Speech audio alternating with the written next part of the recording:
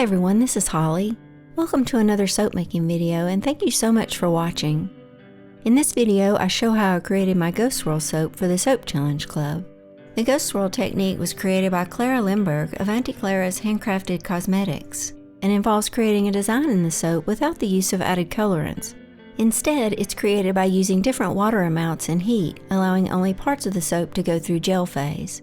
I'll go over the basics of how I created my soap, but both Clara and the Challenge Club tutorial explain this technique so much better than I ever could. I'll provide links below to both Auntie Clara and the Soap Challenge Club, along with other resources you may find helpful. I wanted to mention that I'm not affiliated with the Challenge Club in any way. I'm simply a participant who is very grateful for all they do for the soap making community and for how much they teach us each month. I hope you find the links I share helpful. This is an advanced technique that involves calculating and mixing different lye strengths. If you're a beginner soap maker, be sure to check out the links below my video to information on basic soap making and lye safety. To create my Ghost Swirl soap, I decided to attempt a hanger swirl like the one I used in my Coffee Glycerin River soap video. I wanted the design in the middle of the soap to gel while the surrounding soap remained ungelled. As you probably know, soap heats up during saponification.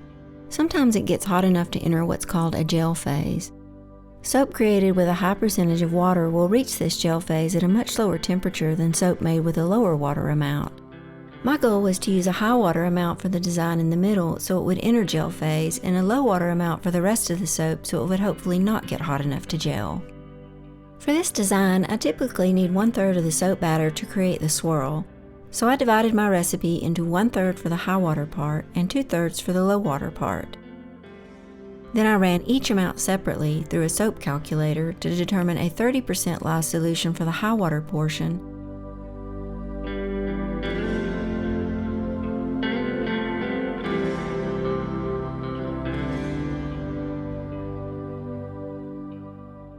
and a 45% lye solution for the surrounding low water base soap.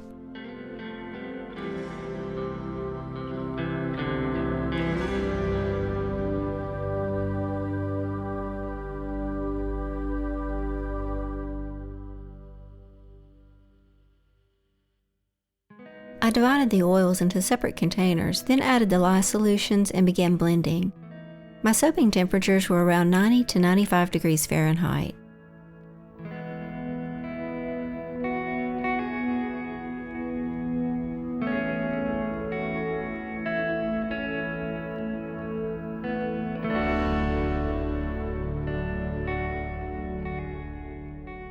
After the lye cools, my low water solution is always quite cloudy.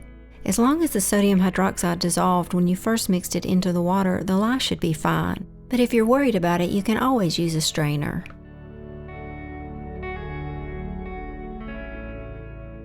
When working with different lye solutions, the separate portions will reach trace at different times.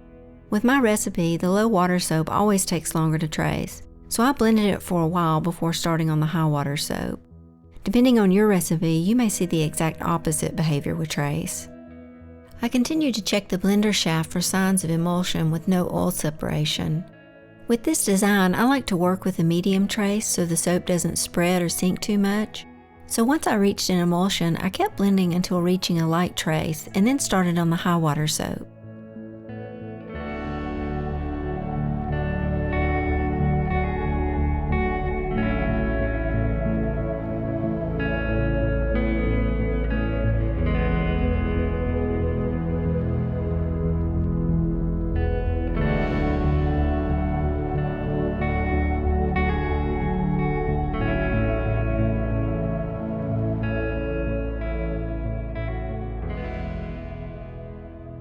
With the high water soap, I had a grainy false trace initially. The soap was thick but continued to separate on the blender shaft. I continued to stir and blend until the soap loosened up and then reached trace. It was tricky getting both of these soaps to a similar consistency, but I just took my time blending and constantly checking trace. As you can see on the blender shaft here, the soap is smooth and consistent.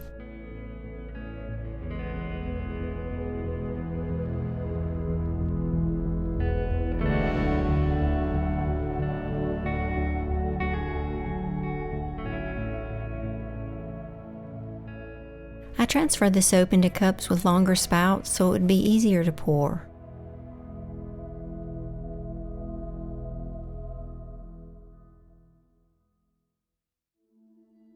For this hanger swirl, I simply laid down lines of soap and covered them up with the base soap. I repeated the line down the middle for a total of 7 times until I ran out of soap. I wanted a more compact design, so you'll see me trying to be careful not to spread the soap out too much when covering it up. If you want a wider or more feathery design, you really don't have to be as careful.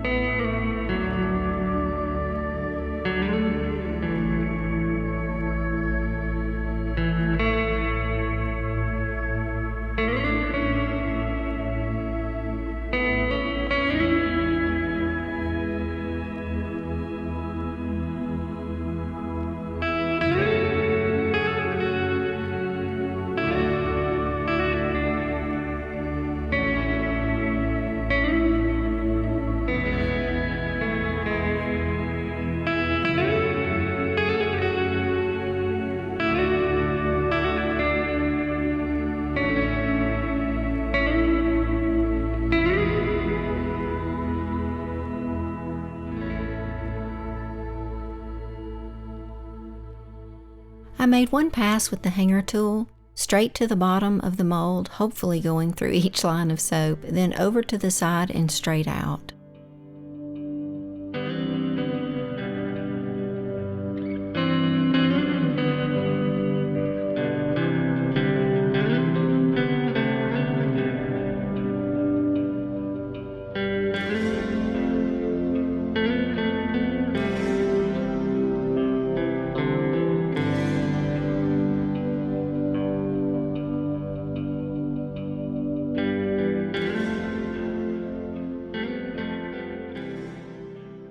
I oven processed the soap just to make sure the center design was warm enough to gel.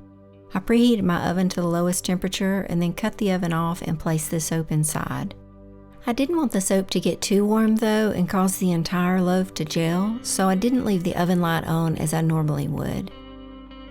I removed the soap from the oven the next morning, allowed it to cool for several hours, and then cut and planed it. I was able to clean the soaps up and photograph them that afternoon.